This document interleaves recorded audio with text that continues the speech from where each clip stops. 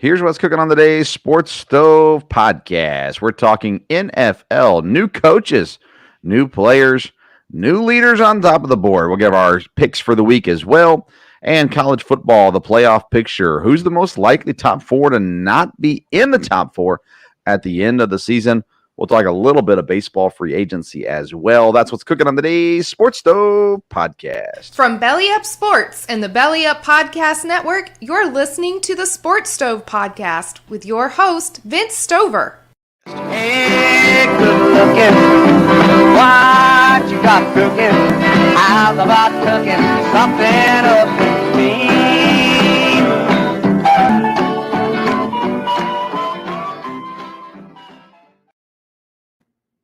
Welcome into an all-new edition of the Sports Stove podcast. I'm your host, Vince Stover, joined by my dad, Dale Stover. Dad, how you doing? Doing good, boy. It's a busy time in sports. Got everything going on. So, a lot happening. Yeah, baseball concluded. Of course, free agency opens on the 17th, I think. Or maybe it's I don't remember, the 12th. It opens sometime soon. But yeah, hockey, college football, college basketball, NBA, NFL. I'm sure there's something else going on in the world too. Golf and hockey, or golf and racing, all those kinds of things happening as well. Were you surprised by the Astros? We haven't talked since a whole lot about World Series since it ended. Surprised by the Astros winning? That's who I called at the beginning of the year, but didn't look like it there for the first couple games. No, I think Philadelphia made it a great series, but no, Houston was a good team all along, and they were the best team starting out in the playoffs, and they showed that. But I think it was a good World Series. It had entertaining parts to watch. So, yeah, I'm happy for Dusty Baker. I felt like if there's anybody that hates the Astros because of the cheating scandal, I felt like the one guy that you can't hate is Dusty Baker. Am I wrong? You've known about Dusty Baker longer than me, so he seems like the kind of guy that everybody kind of cheers for. Yes, yeah, you do. And I saw today that they'll bring him back as a coach again next year. And yeah, Dusty Baker is a guy that been with a lot of different teams, but is well loved and does well everywhere. So and he was, we talked about earlier. He was a good fit probably in Houston to try to bring them back, and boy, it worked. Yeah, they're extending their GM as well. Of course, the next big thing on the Major League Baseball schedule is free agency, and there's some big ones out there. Aaron Judge, Trey Turner, Jacob deGrom are probably three of the main ones, but there's a whole bunch of free agents out there. And the baseball offseason is a little bit, I think, more awkward. Everything about baseball is a little bit more awkward than the other sports. But I think some of these big guys will get signed early. Last year, kind of the free agency drug all the way in, pretty much up to the season. This year, I think it'll go a lot faster. But I want to run a couple of these by you. Aaron Judge, does he re-sign with the Yankees, or does he go somewhere else? I think he'll go somewhere else.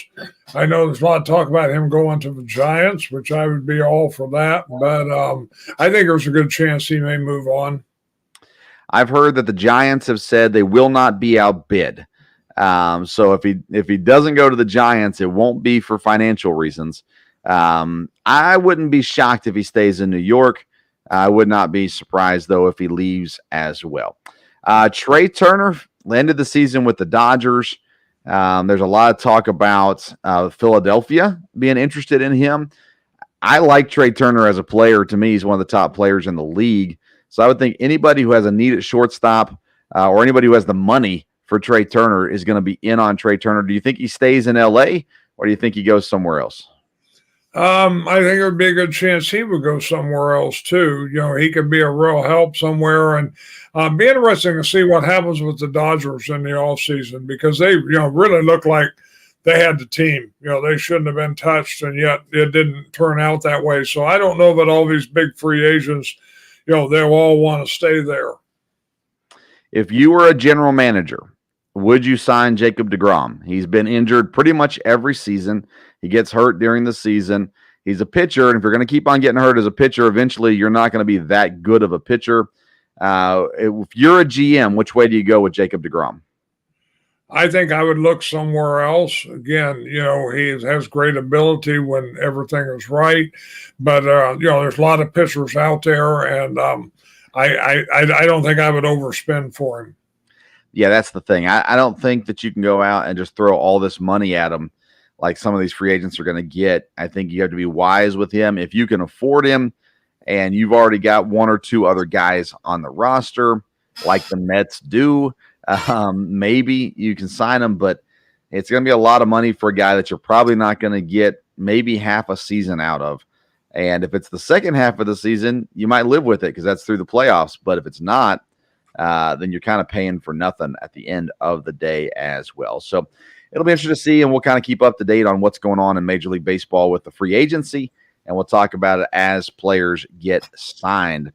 Let's go on to the NFL, Dad. The Indianapolis Colts continue to make changes. They changed their quarterback a couple of weeks ago. They fired their offensive coordinator, and then they fired their head coach. But what's more surprising than the firing of Frank Reich, it is the bringing in of Jeff Saturday as the new head coach in Indianapolis. I'll give my thoughts on it in a second, but Dad, I want to get your thoughts first on Jeff Saturday being named the coach pretty quickly after Reich gets announced that he's fired. Yes, you've heard now that that's kind of been in the works for a little while. Obviously, Saturday is very connected with the organization, and the owner there is not afraid to do strange things. So, this is obviously what he wanted. It probably, be good for the fans. You hear a lot of different things. That boy, they want to get a quarterback, so they're kind of just bringing in a coach to fill the space right now, not really worried about how well they're going to end up the year. And sometimes you hear that they're all in on Jeff Saturday and they want him to be the coach. He could be the leader and delegate, and have people that can be the coordinators and stuff. He doesn't have experience with the head coaching course in the NFL. Be interesting to see how this goes too, because he did. It seemed like what everybody said was, you pay your dues, you become a coordinator, you do well, then you get to be a head coach. And here, he kind of jumped over everybody. But it may be a really good fit in Indianapolis in some ways. Outside of Peyton Manning, Jeff Saturday seems to be the player that Jim Irsay liked more than anybody else. Obviously, Peyton Manning, and then Jeff Saturday after him. I would not be surprised if Irsay called Peyton Manning and said, "Do you want to come coach?" And Peyton, I couldn't see him wanting to do that. I wouldn't be surprised if Peyton suggested Jeff Saturday either. I think Saturday, we talk about the center position in the NFL. It's a guy who sees things. It's a guy who calls out coverages. He calls out different things happening right before the play. He's got to read the defense, all those sorts of things. So you're not talking about just a brute that comes in and just throws people around. Jeff Saturday is one of the best centers to play the game, and he's had a great career, and now he's back in Indianapolis. I can understand people who are upset that he hasn't coached before and things like that. I think head coaching in the NFL experience isn't that crucial, especially if you've played the game. If you've never played before, then experience might be a bigger deal. But I think to be able to come in and just be a leader on the team, Jeff Saturday was that for several years. So now if he has guys that he can trust as coordinators, it might actually make things better because he might not put his hand in the candy jar, so to say, as often as Frank Reich did. Now, Reich has experience. He was an offensive coordinator. Of course, he was a quarterback in the NFL and a head coach. So you have those things there too. I'm interested to see how it works out. If the players rally, good things can happen. And Jeff Saturday being a center, Jonathan Taylor's fantasy value might go back up again now, where he's encouraging people. And I mean, you're talking about Sam Ehlinger being your quarterback. You would think that you'd be running the football a lot as well. So I'm interested to see how it goes. I understand the people upset about it, but I think when you look at Jim Irsay and you say, okay, well, who are guys that he absolutely loved? Peyton Manning and Jeff Saturday. And so it's not surprising that Jeff Saturday is in that position there. It's not like he grabbed some guy that he didn't have a long relationship with. And so we'll see how it all shakes out. Our team, the Green Bay Packers, continue to struggle, lose to the Lions this past week. There's a lot of question marks going on around this team. We were talking on the phone earlier this week, and I said, at some point you just got to pack it in and get the best draft pick you can get.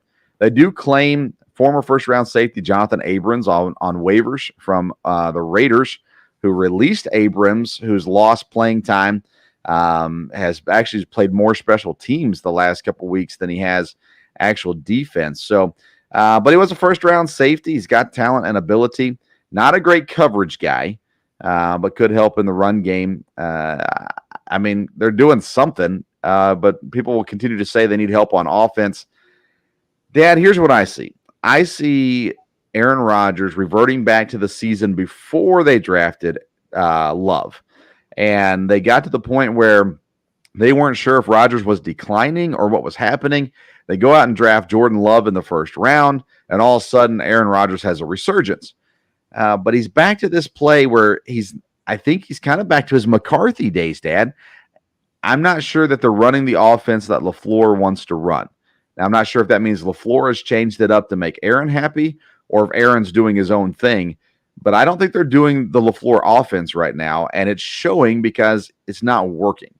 What do you say, Packers? Are they still have any shot at the playoffs, or do you think this is a lost season and we just need to start getting ready for next year? I think they still have a shot because, again, if they win, especially these next couple of games, if they win these, it'll turn a lot of things around. Again, they have a lot of ability at this point. They're not infighting and things like that. But again, they've got to win. They just, as Coach LaFleur says, they're not scoring points, and you're not going to win when you don't score points. So it'll be interesting to see what the offense looks like. Again, they've not been able to have a stable offensive line for a lot of reasons. With Bakhtiari being in and out and different things there. The running game has looked, good at times. Of course, they've had wide receivers hurt. They're already, not where they wanted to be at the start of the season. And now Dobbs is out for a while, but Watson's supposed to be back, and they haven't really got a good look at him. Lazard's obviously good. So it'll be interesting to see. I think they can turn it around. I don't know that I would guarantee that they will. They lose the next two games, and boy, it's going to be tough. And they got on the road to Philadelphia after that. So we'll see. Yeah, 7 teams make the playoffs. They're currently ranked 12th, behind New Orleans, Los Angeles, Washington, Atlanta, and then the San Francisco's team number 7. They've got the tiebreaker over Arizona so far, and the division tiebreak would eliminate Chicago, it says. So they've got some opportunities, and they're only a half game back on San Francisco at the 7th seed right now. But, okay, so the Rams are the 10th seed right now. The Rams are better than Green Bay, I think, where they sit right now. Would you agree with that or no? The Rams really seem to be in trouble, and you've got the quarterback, probably out this week, with concussion there. So the Rams are just really, really struggling. And of course, right, too. But yes. And Cooper Kupp probably is better than any Packer receiver. Not probably. He's better than any Packer receiver.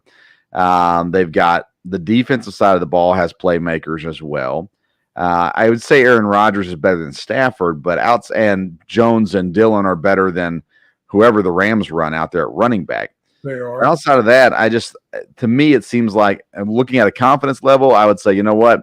I think the Rams, I'd put them over the Packers in the chances for the playoffs. New Orleans, the Packers should be better than New Orleans. Washington, the Packers should be better than Washington, but they lost to Washington. Atlanta, the Packers should be better than Atlanta. So those are teams the Packers should be able to jump. The Rams would be the one that I question. And then you got teams that are in the playoffs currently: Philadelphia, Minnesota, Seattle, Tampa, Dallas, and the Giants, as well as San Francisco. Seattle's 6-3. How are the Packers 3-6 if Seattle's 6-3? That just does not make any sense whatsoever. Well. Let's see here. On the AFC side of things, the 7 teams in currently: Buffalo, Kansas City, Baltimore, Tennessee, the Jets, Miami, and the Chargers are the teams in, leaving the Patriots and the Bengals on the outside looking in right now. A little bit more gap between the AFC teams than the NFC teams. Houston currently on pace to get the number 1 overall draft pick, with Carolina, Detroit, and Pittsburgh and Vegas all fighting for that number 1 spot as well. So it's been a really weird football year so far, Dad. Most of these teams that are doing good, we thought they would. Again, Seattle, we didn't see that one coming from a mile away. But outside of that, everybody else kind of makes sense. New York, the Giants, let's start with the Jets. They're 6-3. Before the season, both of us said it kind of just depends on what the quarterback does. If Zach Wilson is good, this team should be pretty good. And they've really bounced back from a rough year last year under new head coach Robert Saleh. I don't know. Are you surprised by the Jets being 6-3? Yes. And like I said, I think they'd be improved. But yeah, at this point, and we're getting the win there, with Buffalo. The Jets are a surprise, but they may stay right in the hunt all along. It'll be interesting with them in Miami how that goes there. That'll be a battle because of being in the division. The Giants, I'm just shocked about. I know you always said that the new coach would do well, and I'm not against the Giants. I think Barkley's done well. Obviously the new coach has really rallied the troops there. So definitely not against the Giants, but I'll have to admit I'm surprised where they're at. I think Cincinnati will jump somebody. They'll end up in the playoffs before it's all said and done. I don't trust the Chargers. They should be really good. They are 5-3, but they have not looked good much this year. And their wide receiver core is incredibly beat up. They're missing their top 2 receivers, but I think Cincinnati jumps somebody and makes it in. Cleveland's 3-5. And they're only a couple weeks away from Deshaun Watson being back. If they can win 2 games before Deshaun Watson comes back, they're still going to be in the hunt. And the question is Deshaun Watson not playing for 2 years? Is he going to be any good when he comes back? Or is it going to take him the rest of the year basically to get ready for next year? What's your thoughts on Deshaun Watson's comeback?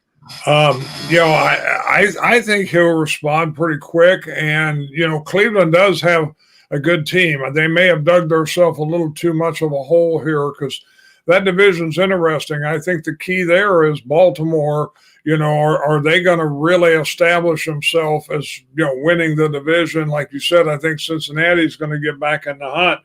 Cleveland has a lot of ability, and I would think they'll really rally around Deshaun Watson, and whether he has the ability to keep him going. But again, if the coach runs the right system. They've got a great running back, and he can make things work. So Cleveland could be improved and maybe even get into playoffs. But they lost some. They easily could have won. Yeah, I don't think. I mean, Watson missed all of last season, and he's going to miss the large portion of this season. I just can't see him jumping in and immediately being Deshaun Watson again. I think he has to get through this year, and then he'll get better and better each week, and then by next year he'll be ready to go. I don't think it's going to be a pretty rest of the season for Cleveland. Although they've got Nick Chubb, who's been phenomenal, who I told you would be phenomenal again this year. I think I actually had him as my dark horse MVP guy this year. And then they've got Amari Cooper, who's been playing really good football as well at wide receivers. So if that defense steps up, maybe they make some noise. But I think next year's when you watch out for Cleveland. Let's get into our pick sixes, Dad. Last week, both of us had a rough week. I think we were both 2-4 last week. Mm-hmm. Each week we pick 6 games. We pick the primetime games, so Thursday night, Sunday night, and Monday night games. And then we pick 3 games of our choosing as well. So let's start with a Thursday night game.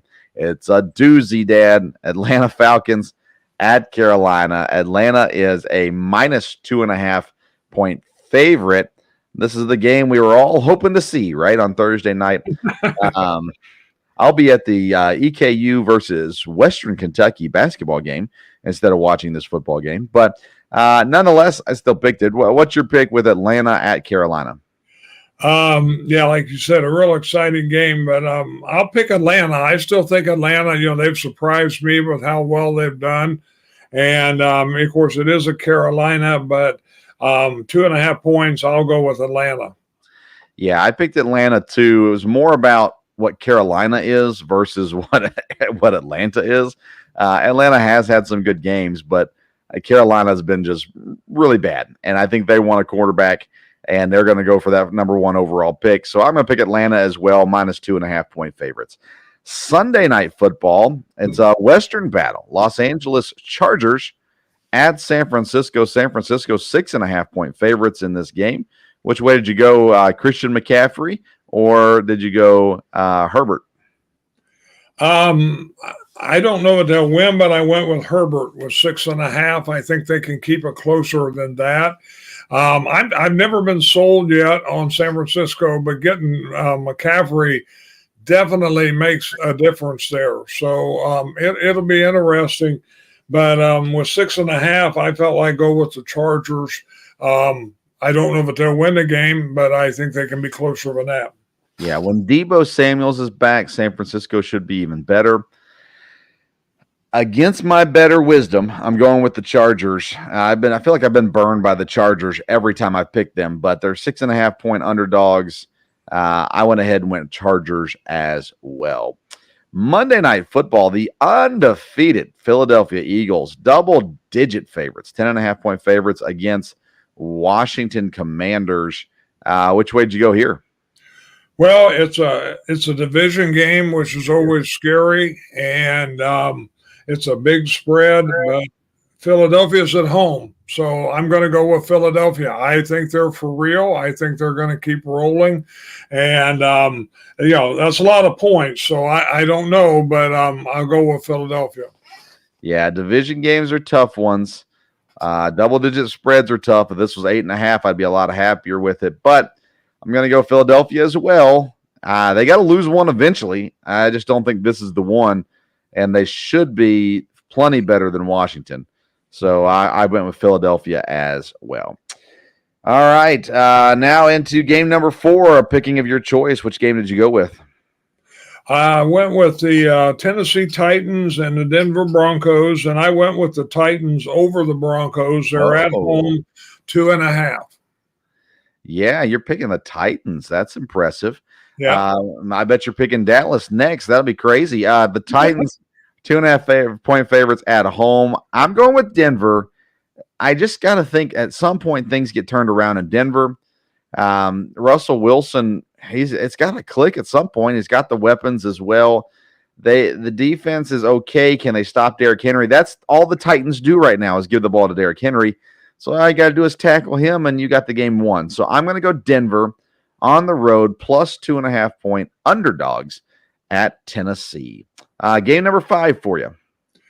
I'll take the Vegas-Indianapolis game, and I think Indianapolis will rally around the new coach. And again, I think with 6.5, it is at Vegas, but Vegas is in trouble. There's just no doubt about it. And I think Indianapolis is going to be excited and ready to play. A little bit of a scary game, but a lot of times when a team's in that situation, they really come out ready to play. And I just, I like some of the players on Vegas. I've said all year that they made a mistake with the coach, and so I'm going to go with Indianapolis. You got to have a quarterback, and I don't think Indianapolis has a quarterback. So I'm going to go Vegas. 6.5 scares me. I'm not going to lie. But 6.5 points at home. I'm going to go with the Vegas Raiders over Indianapolis. And I know what you're saying, but I just don't think Indianapolis has the roster to make things happen this year. So, and I think they're kind of all in on getting a quarterback. Why wouldn't you be? You got 2 great quarterbacks at the top of the draft. Then you've got 2 or 3 other quarterbacks that are going to be first-round guys. So why not go up and get the best one you can possibly get? So I'm going to go Vegas in this one, 6.5 point favorites. And Dad will go the other side with the Colts. All right, game number 6. Who's the last game you picked? I think we're going to find out who the Vikings really are, and I'm going to go with Buffalo at home. I think they can cover here, and so I'm going with Buffalo over the Vikings. What's the number on that? 6.5. Okay. Yeah. Buffalo should be able to do 6.5. They're the best team in the league. Buffalo is. I don't think this says anything about the Vikings unless they win. I don't think losing. Actually, Josh Allen, dad, may not play in this game. Would you still pick Case Keenum to win 6.5 over Minnesota? That would probably change it, but it is at home against Buffalo. And again, to me, Minnesota, I mean, again, as you know, I'm not a Viking fan. They've won a lot of games they easily could have lost. So we'll see how they do at this one. So you're still willing to stay at 6.5 with Case Keenum as the quarterback? Yeah, I mean, at this point, we don't know who the quarterback's going to be, right? So I'm just saying, I'm giving you the opportunity to say if Case Keenum's playing, I don't want that pick. But if you're comfortable with that, I think you're crazy. But if you're comfortable with that, hey, all power to you.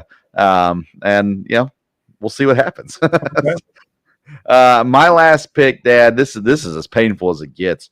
I'm picking the Bears, 2.5-point favorite at home against division Detroit Lions.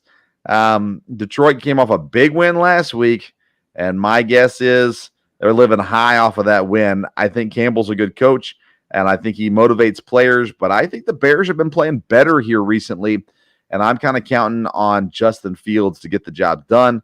So I'm going to go Chicago, 2.5-point favorites at home against the Detroit Lions. What are your thoughts on that game? Because, again, Detroit's coming off a big win. How do you think they respond to beating the Packers? I think they'll come out ready to play. Again, I don't think either one of those teams are real good. We really should have beat the Lions, but we didn't. I probably would have picked the Lions. I think on the other thing that we look at here, I did pick the Lions. Again, just not convinced about Chicago. Of course, they are at home, so we'll see. Yeah, I mean, the Lions won, but if you watch the game, it wasn't pretty. So I just think Chicago ultimately is the better team in this one. Let's look at some other games going on in the NFL this week. Tampa Bay at home is a 2.5-point favorite over the NFC West division leading Seattle Seahawks. Still blows my mind. Tampa has not been that good this year either. They're 4-5. Seattle 6-3. Cross country trip though to Tampa is not an easy thing for Seattle. I'm picking Seattle in this game, and it's not part of our pick six, but I'm picking Seattle in this game. Which way? How do you think that game goes? This is the game of Germany, isn't it? Oh, maybe so. Yeah. Yeah. So it's not really a home game for Tampa, and this will be real interesting because Seattle surprised everybody, and you never know what's going to happen at Tampa. And, again, this will be over in Germany. So I wouldn't be scared to pick Seattle in this, but we'll see. Yeah, Kenneth Walker crushing it, a rookie running back out of Michigan State. A lot of good things happening there, and they get a elite quarterback in the building. Things could turn up pretty quickly for Seattle, although Geno's been playing pretty well. Yes. Let's see here. Cleveland will travel to Miami. Miami's 3.5-point favorites at home. Miami has to keep winning just to keep up with the Jets. How do you like that game? I think Miami's playing well. So again, I kind of like Cleveland. I know a lot of Cleveland fans around here in Ohio, but I think Miami's going in the right direction. Great wide receivers. Tua's doing good, getting in the ball, and I think Miami would be the team in this one.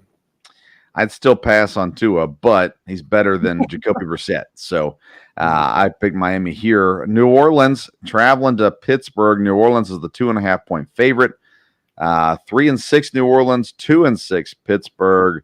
Kenny Pickett still at the helm there, and for the Steelers as well. How do you think that one shakes out? Well, like we like to say, this is another real exciting game. So I don't know from there. Pittsburgh, I think, is going to win a couple maybe that they shouldn't win as it goes down the line, and the game's at Pittsburgh. But, of course, Saints got a good defense. So, two teams that aren't real good. So I'm not sure. Speaking of not real good, Houston Texans traveled to New York to face the Giants. Giants having a very good season. Houston's just bad. So basically, I'm not going to pick Houston to win any more games. And I'm not even going to pick them to cover 6.5 against the Giants in this game. I think the Giants win this game. The Giants are not a Super Bowl team, in my opinion, but they're much improved. They're headed the right direction. Houston, on the other hand, is just looking to the future. So I go Giants in this game. Any thoughts on that one? No, I would go with the Giants. That's the next game I would have picked them. I picked 6 if we were going to do it. But I think the Giants will win. Again, like I said, Houston's going to surprise somebody, but Giants are playing good. So Kansas City is at home against Jacksonville. Jacksonville's played better. They're only 3-6 though. And Kansas City is a 9.5-point favorite. I'm picking Kansas City to win and to cover this game. Although I do like what Jacksonville is doing, and I think they'll continue to get better. Jacksonville, any chance to win that game on Sunday? I don't think so. Kansas City's hot now, and they're rolling. But as far as covering, I don't know. Jacksonville might beat the spread on that. Two disappointing teams, the Rams and the Cardinals, both 3 wins. Rams are 3-5, Cardinals 3-6. Rams are the favorite 3.5. I just expect the Rams to turn it on before the Cardinals, so I'd go with the Rams in that game. Yeah, I mean, I keep expecting the Rams to turn it on, but that's not happening. Kind of like I keep expecting the Packers to bounce back, but I don't know. The Cardinals, they definitely are disappointing at this point too. Two disappointing teams. Maybe whoever wins will make a turn a little bit. Mike McCarthy coming back to Green Bay. The Cowboys are the road favorites, 4.5 points as they travel to the Packers. Dallas 6-2. Green Bay is 3-6. And just like I said about the Rams, Dad, I just have to think at some point it's going to click for Green Bay. I'm picking the Packers to cover this game. I'm hoping that they win this game. I just got to think that at some point it's gonna start working, right? I think so. I would agree with that. The Cowboys, again, are playing well this year. Again, a lot of people, try to hype this as a rivalry. These players, none of these players remember when it was a real Dallas-Green Bay rivalry, especially Dallas from there. So I don't know about that. But, yeah, Green Bay, you would think things are going to get clicking. And again, I think Dallas is a team that if you can get up on them and get going, I think it's hard for them to stick together a lot. And so hopefully Green Bay will have a good game. Dallas has been rolling, so you don't know. I think if Dez Bryant makes that catch, you heard me, Dallas fans. I think if Dez Bryant gets the reception and doesn't get called incomplete, that rivalry would be a little bit more strong than it is right now. Fan bases, though, are definitely rivals when it comes to Green Bay and Dallas. And again, I'm picking Green Bay not based off of I think Green Bay is going to win. I'm honestly picking them hoping that it'll finally click, that Aaron Jones or A.J. Dillon will get a ton of carries and will be able to dominate. And but we'll see. I don't have any confidence in the Packers pick anymore this season as well. Any other NFL comments before we move on? No, like I said, it's been an interesting year, and I'm sure we'll have a lot of surprises this week too. Yes. Let's go to college football. Tennessee loses to Georgia, drops all the way down to number 5, so out of the playoff picture currently. Georgia, Ohio State, Michigan, and TCU are 1 through 4, followed by Tennessee and Oregon. I saw someone else say recently that they think it's going to be Georgia, the winner of Ohio State, Michigan, and then Tennessee and Oregon as the final 4, assuming the TCU will lose at some point as well. Let's start with Tennessee dropping out of the top 4. Do you think they should have fell out of the top 4, going from 1 to 5, losing to the now number 1 team, Georgia? I think that makes sense with the other teams being undefeated. So at this point, but I do think Tennessee can easily get back in to the top four. If they win out, I talked to a Tennessee fan today up here in Ohio, and he said, "Hey, if we win out, there's no question we'll be back in." And I think that may be true, especially if they continue to look good. Yeah. If the offense gets going again, I agree with you because we know either Ohio State or Michigan's going to lose. We know that for sure because they play each other. I wouldn't be shocked if TCU loses as well. But whoever loses in that Ohio State-Michigan game, immediately then Tennessee jumps them. The question is if whoever loses that game, Ohio State and Michigan, if they play again in the championship and the other team wins, now what happens? Do they jump Tennessee again? Those kinds of things from there because you're not going to leave out the Big Ten champion, just like you're not going to leave out the SEC champion. Especially undefeated champion or even a one-loss champion.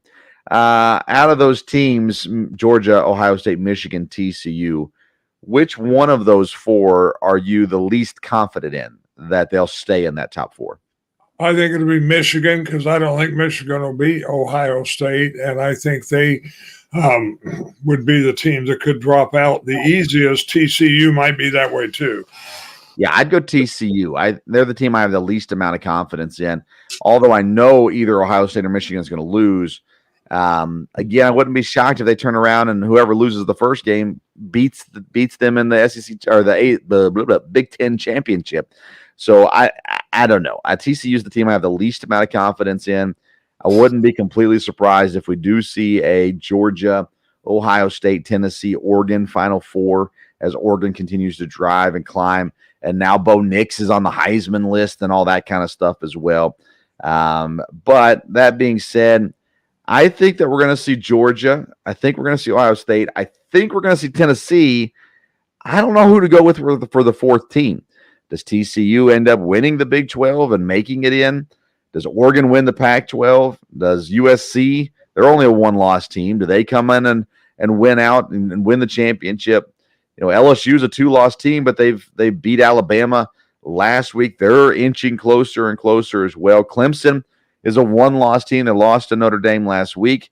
Can they climb back in it? I don't think they can. That was a tough loss. Ole Miss, a one-loss team. Can they stay in the hunt? UCLA, still a one-loss team too. So I think the top six teams, that's where we get our final four.